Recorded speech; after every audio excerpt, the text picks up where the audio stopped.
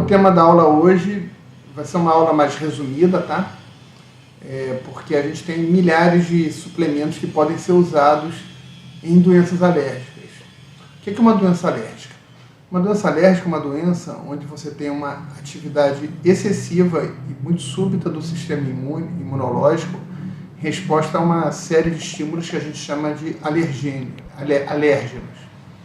Essa resposta imunológica a estímulos alergênicos, como por exemplo poeira, ácaro, insetos, ou picadas de insetos, substâncias estranhas, ela se dá justamente para expulsar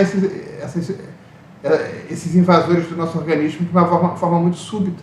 É como se o nosso organismo percebesse que é alguma coisa intoxicante ou venenosa e reagisse a essa coisa de uma forma muito súbita. É um tipo de imunidade um pouco diferente, que envolve algumas células distintas da inflamação comum, como por exemplo eosinófilos, mastócitos que liberam histamina. E é uma resposta que frequentemente tende a ocasionar contração de brônquios e dilatação de vasos na pele, podendo gerar urticária, coceira, dilatação de vasos nas narinas, por exemplo, gerando congestão nasal. Então vamos lá, quais são as manifestações principais de alergia que a gente vai falar hoje? São as mais comuns e que o que a gente vai falar aqui vale para todas. São 3. Primeiro, a rinite alérgica. Segundo, a asma. Terceiro, o eczema ou dermatite de contato. A mais comum de todas é a rinite alérgica à asma. A rinite alérgica ela frequentemente cursa com congestão nasal, com obstrução nasal. E com o tempo ela pode evoluir para sinusite crônica, pode evoluir para pólipos no nariz, pode levar a piora do sono com a apneia obstrutiva, sinusite, mal-estar. Então a rinite alérgica ela não é isenta de prejuízos, tá? A segunda que a gente vai falar, como eu disse, é a asma. A asma já é mais grave em média que a rinite alérgica. É muito comum que pessoas com asma também tenham rinite alérgica. O oposto nem sempre é verdade. Ou seja, a asma também é muito comum, mas a rinite alérgica é muito mais comum. Na asma você tem uma obstrução dos brônquios, gerando vários sintomas, como falta de ar, aperto no peito, chiado no peito, que a gente chama de sibilo pulmonar, tá? E eventualmente a asma pode ser muito séria, levando a um estado chamado mal asmático, que pode levar inclusive ao óbito. A asma é uma doença muito séria. E a terceira é o eczema alérgico, ou eczema ou dermatite atópica, que é quando a manifestação alérgica ela se manifesta na pele, com eritema, na pele avermelhada, prurido, coceira, cronicamente a pessoa pode se coçar muito, aquilo ali pode começar a espessar aquela pele. Então são as 3 manifestações principais que a gente vai falar aqui hoje. Tratamento dessas manifestações. Frequentemente é com corticoides, né? Só que em corticoides principalmente, agonistas beta-2 também, os outros medicamentos levam a consequências muitas vezes indesejadas. Mas o corticoide é muito sério, né? Recentemente, uma pessoa próxima, por exemplo, que tem uma asma grave e usa corticoide há muito tempo, por conta disso, me apareceu com osteonecrose, necrose das 2 cabeças femorais, uma já com fratura, né, possivelmente podendo evoluir para prótese. Certamente vai evoluir para prótese de quadril, uma pessoa ultra jovem, né, uma consequência do corticoide. Então, o corticoide usado cronicamente não é uma coisa benigna. Na hora que a complicação vem, a complicação é séria, né? Muitas vezes, extremamente incapacitante. Como toda doença alérgica não deixa de ser uma doença inflamada, e de certa forma toda rinite, não deixa de ser também um resultado de um intestino impermeável. Então, se você tem um intestino permeável para uma dieta rica em alimentos inflamatórios, isso tende a ativar o teu sistema imunológico, e ao ativando o seu sistema imunológico, isso tende a exacerbar os seus episódios de alergia. É por isso que quando as pessoas frequentemente, isso aí todo mundo sabe, que quando você corta o lacticínio, principalmente a caseína 1, frequentemente os sintomas respiratórios do asmático melhoram, a rinite melhora, a sinusite e até a dermatite de contato melhora. Isso não vale só para o leite, para a caseína 1 não, mas vale para o glúten também, e para vários alimentos inflamatórios, e para qualquer coisa que te inflame especificamente. Tá? É muito comum, inclusive, autoimunes também terem alergias. Tá? Então, falando essa introdução breve das 3 principais formas de alergia que a gente vai falar aqui, vamos falar de suplementação.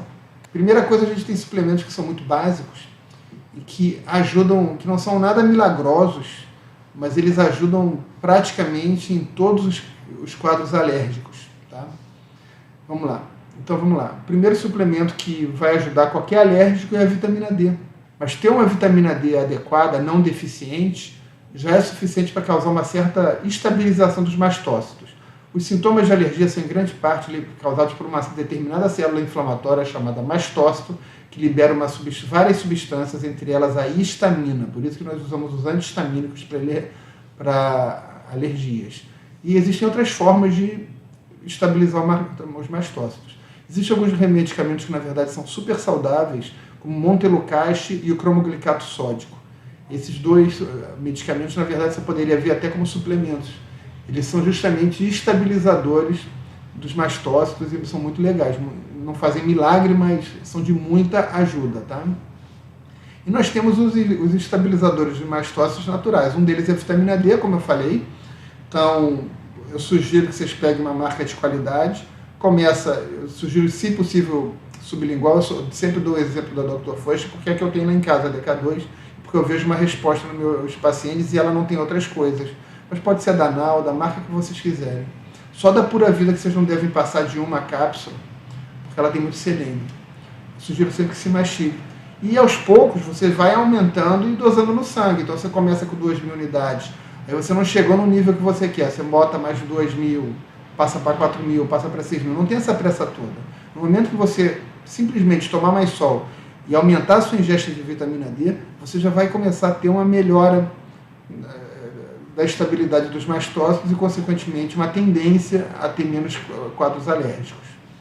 Quem quiser pode também começar com uma dose de ataque de 10.000 unidades por dia por 2 meses e depois normalizar para uma quantidade menor. Tá? Mas basta comprar uma vitamina D de uma boa qualidade, de preferência D com K2, né? E começar a usar diariamente, de preferência sublingual. 50.000 por semana pode ser, mas seria melhor você usar então 5.000 por dia, daria mais efeito, com uma quantidade até menor, ou 10.000 por dia, ou 6.000, 7.000 por dia.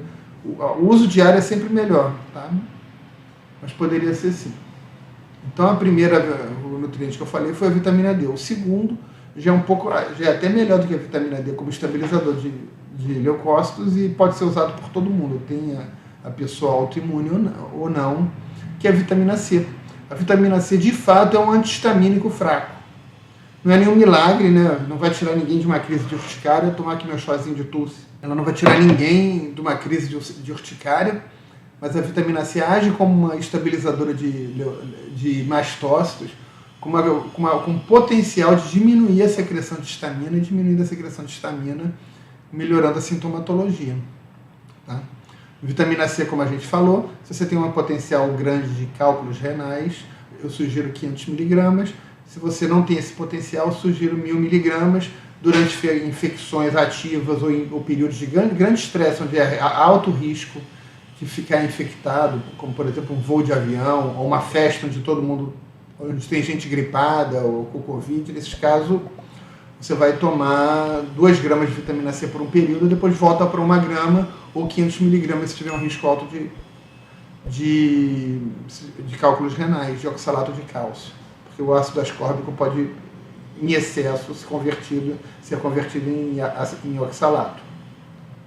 A vitamina C é um inibidor de mastócitos fracos, mas não deve nunca deixar de ser usada, na minha opinião, por quem tem qualquer tipo de alergia. Ela tem outros benefícios, então quem tem asma, por exemplo, a vitamina C ajuda a prevenir contra a pneumonia.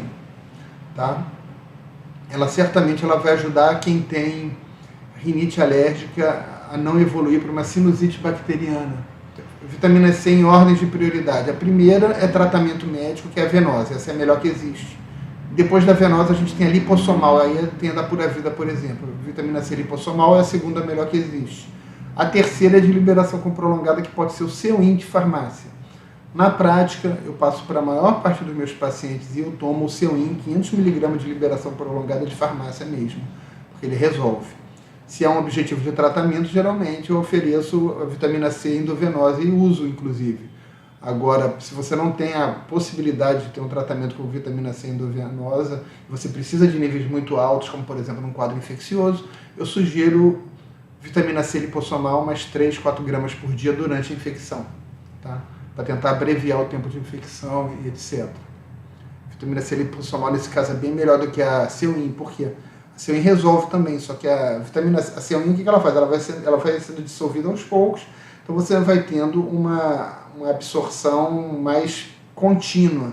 Mas você não consegue aqueles picos tão altos quanto você tem de vitamina C no sangue, quanto você tem com a vitamina C venosa, em menor grau com a vitamina C lipossomal.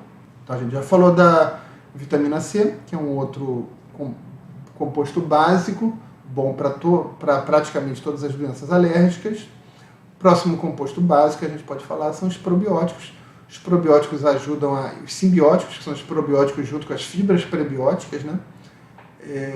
Eu deixei sugestão no Guia Digital de Autoimune de formulação de probióticos com prebióticos. De prebiótico pode ser usado, por exemplo, a inulina ou a raiz da chicória, que são dois probióticos, prebióticos, para alimentar boas bactérias, que eu acho fantásticos. E probióticos vocês podem usar vários do mercado, como por exemplo Sinfor, 20bi, PB8, todos esses probióticos são de qualidade e são interessantes para pessoas que têm as múltiplas alergias, justamente para ajudar a melhorar essa questão do sistema imunológico, tá? Então vamos lá, a gente já foi para a vitamina C, já caímos nos probióticos. Então vocês podem, por exemplo, uma sugestão é um probiótico como 20bi, que eu gosto muito, uma cápsula antes de dormir, justamente para... E você pode usar também inulina, 5 gramas antes de cada refeição. O psyllium é outra opção, sementes de chia e por aí vai. Tá? Essas fibras prebióticas também têm o potencial de melhorar os quadros alérgicos, embora não façam um milagre, tá? Mas estão entre os suplementos básicos que podem ajudar com todos os tipos de alergia. Agora, faltou um suplemento básico. Na verdade, ele não é um suplemento básico, mas eu acho ele um suplemento básico para imunidade em tempos de pandemia, e acho um suplemento básico, não é básico não, desculpa, eu não passo para todo mundo não, mas é um suplemento que eu passo para quase todo mundo que tem alergias, que é a quercetina. A quercetina ela também age como um estabilizador de mastócitos. Você pode acrescentar junto com a quercetina a rutina. As duas são muito parecidas, são polifenóis irmãos, tá? Vamos falar aqui da quercetina. A quercetina, como é que a gente faz? Eu geralmente não passo a quercetina pura, a comum. Por quê? Porque a quercetina é de baixa absorção. A quercetina ela tem que ser consumida com gordura, com comida, que nem a curcumina. Ela não é bem absorvida, não é que ela não faça efeito, mas o efeito dela se torna muito limitado. Então o que eu passo, na verdade, é manipulado, tá? Vocês não acham isso na Amazon, na Herb, só acho farmácia de manipulação. O nome é querceatan. Quercetina age como um estabilizador de mastócitos, diminuindo a liberação de histamina, né? Como antihistamínico natural, combina maravilhosamente bem com a vitamina C. Tá? E pode ser usado em épocas de pandemia para melhora de imunidade geral, melhora de saúde intestinal, como anti-inflamatório intestinal em pessoas com... Ela também está na aula de autoimune, a quercetina, né? Porque eu sugeri ela como uma das suplementações básicas, então no guia lá tem o quercetan, se vocês olharem lá vocês vão ver, como dentro da suplementação básica para as pessoas com doença autoimune, justamente por essa questão de ajudar também com o intestino permeável. E é interessante que muitos pacientes com Hashimoto também sofrem de rinite alérgica, né? É como se o lado... Existem duas imunidades, uma celular e uma humoral, que é da rinite. É como se a celular ficasse fadigada de tanto trabalhar e a outra começa a ficar hiperativa porque essa daqui morreu de tanto ralar, entendeu? Então é isso que acontece. Então, o sistema imunológico celular está brigando tanto que ele já começa a ficar fatigado e o outro fica fora de controle. Isso acontece muito com o Hashimoto e acontece também com outras doenças autoimunes, onde é frequente a pessoa ter alergias junto com a autoimunidade. Vamos lá para os suplementos para rinite. O melhor suplemento que existe para rinite, na verdade é um alimento funcional que se chama espirulina. Vocês estão cansados de saber. Eu não vou falar muito sobre a espirulina aqui não. Ela também aparece nas outras aulas. Como vocês sabem, eu não costumo recomendar espirulina para pessoas com doença autoimune, a não ser que seja paciente meu e eu esteja de olho, conheça bem o quadro clínico, esteja de perto acompanhando, porque a espirulina já foi responsável, por exemplo, por surtos gravíssimos de pênfigo, de dermatomiosite. Ele é um estimulador imunológico e pessoas que têm doença autoimune têm que tomar cuidado. Mas, tirando isso, para quem não tem autoimunidade, quem não tem autoimunidade e pode tomar espirulina também lida com um risco maior, em média, de câncer e de infecções virais e se beneficia muito de espirulina, tá? Vamos lá. Suplementos efetivos para asma. O primeiro suplemento efetivo para asma que eu vou falar para vocês se chama Boswellia serrata, que eu também falo sempre, tem vídeo meu no YouTube. Boswellia é um dos melhores suplementos existentes para asma. Dose de Boswellia pode ser 300 mg 2 vezes por dia. Pode ser também o Move, eu até prefiro, tá? Sempre com a comida Boswellia, porque a Boswellia é uma resina, né? Tipo uma borracha. Então ela não é facilmente absorvida.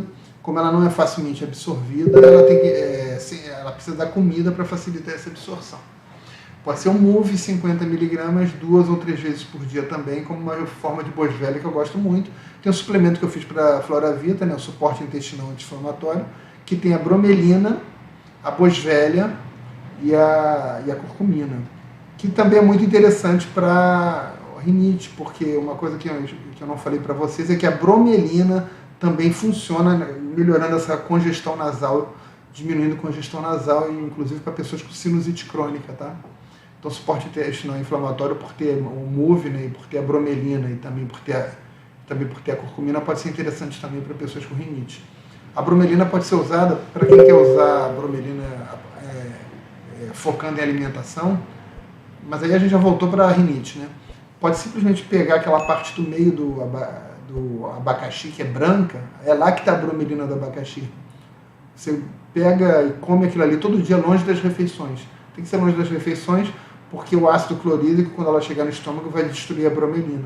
Você come em jejum aquele branco do abacaxi, que você vai ter bastante bromelina também. Vai fazer bem também para a sua saúde cardiovascular e provavelmente para suas dores no corpo. Agora, a terceira é a dermatite alérgica de contato. Infelizmente, para ela, a gente tem os básicos, focando principalmente no intestino permeável, mas a gente tem uma pobreza maior, mas a gente tem o ácido rosmarínico. O ácido rosmarínico ele tende a melhorar também as dermatites de contato, as dermatites alérgicas, tá? Ou eczemas. Onde é que está o ácido rosmarínico? O ácido rosmarínico ele está na Melissa officinalis, né? Na erva cidreira. O ácido rosmarínico está no alecrim. O alecrim que é o Rosmarinus officinalis. Pode ser manipulada, por exemplo, que é bom para a memória, para a saúde cardiovascular, é um suplemento maravilhoso. O Rosmarinus officinalis aí pode ser, por exemplo, 300 mg 2 ou 3 vezes por dia. Pode ser manipulado e vai ajudar, além de ajudar na memória, ajudar na saúde cardiovascular, pode ajudar bastante com a dermatite de contato alérgica, tá? Existe o papel também, que eu falei como suplemento básico, dos simbióticos, que são a junção de probióticos com prebióticos como inulina e raiz de chicória, ou chia, ou psyllium, o prebiótico que vocês preferirem. Um abração, gente!